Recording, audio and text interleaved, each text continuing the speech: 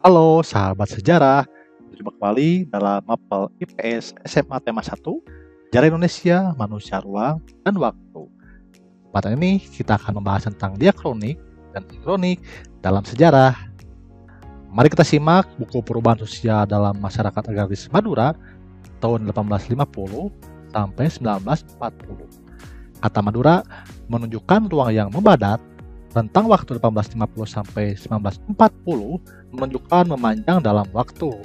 Tidaklah secara langsung menunjuk pada suatu periodisasi, sebab dalam perkembangan sosial dan sejarah tidak ada permulaan maupun akhir. Pembahasan rentang waktu yang panjang secara kronologis, tetapi terbatas pada ruang yaitu hanya wilayah Madura saja.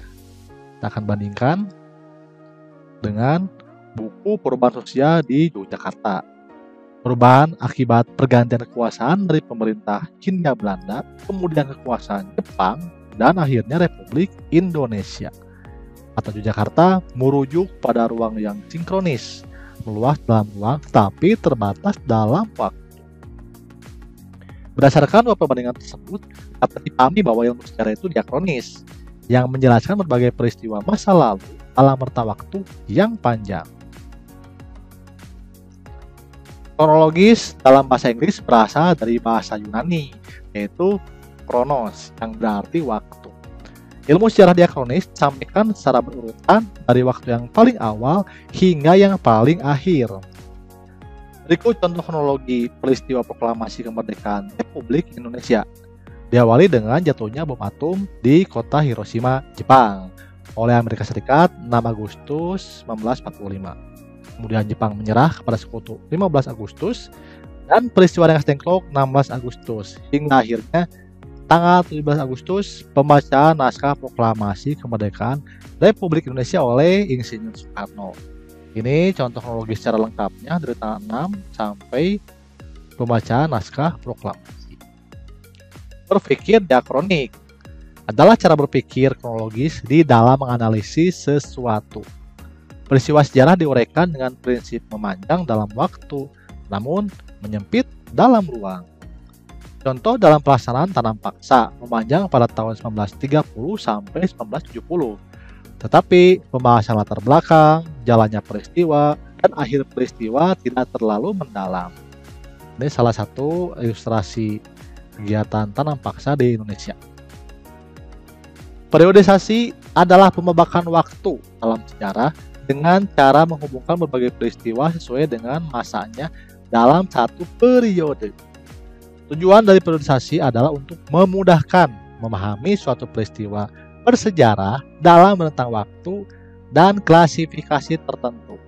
Ini contoh buku Sartono Kartodirjo jilid 1 dan jilid 2, Pengantar Sejarah Indonesia Baru, dari tahun 1500 sampai 1900, dari Emporium sampai Imperium. Kemudian sejarah pergerakan nasional, dari kolonialisme sampai nasionalisme. Periodisasi sejarah Indonesia yang dilakukan oleh sejarawan Taufik Abdullah pada karyanya Indonesia dalam Arus Sejarah. Ini bukunya.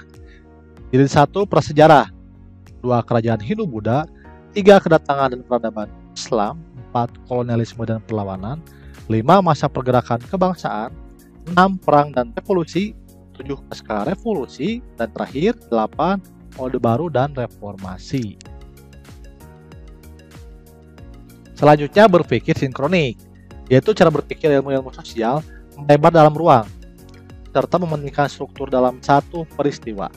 Sinkronis dalam ilmu sejarah merujuk pada ruang tempat terjadi suatu peristiwa atau kejadian yang menjelaskan tentang situasi dan kondisi atau konteks suatu masyarakat, akibat dan korelasi atas suatu peristiwa. Ini ilustrasinya diakronik sejarah, memanjang untuk masyarakat sosial, kemudian secara sinkronis, arkeologi, antropologi, politik, ekonomi, sosial. Contoh pemberontakan petani Banten 1888 karya Sartono Kartodirjo adalah salah satu contoh pendekatan sinkronik dengan ruang lingkup yang sempit, namun luas pembahasannya berkat ilmu bantu lainnya. Jadi hanya menganalisis kondisi masyarakat Banten pada masa itu saja. Dengan menghubungkan konsep berpikir sinkronik dan diakronik, maka akan diperoleh pemahaman bukan hanya tentang apa yang terjadi, tetapi juga mengapa sesuatu terjadi. Itulah materi diakronik dan sinkronik dalam sejarah. Bangsa yang besar adalah bangsa yang menghormati jasa pahlawannya. Insinyur Soekarno, terima kasih. Sampai jumpa di pertemuan berikutnya.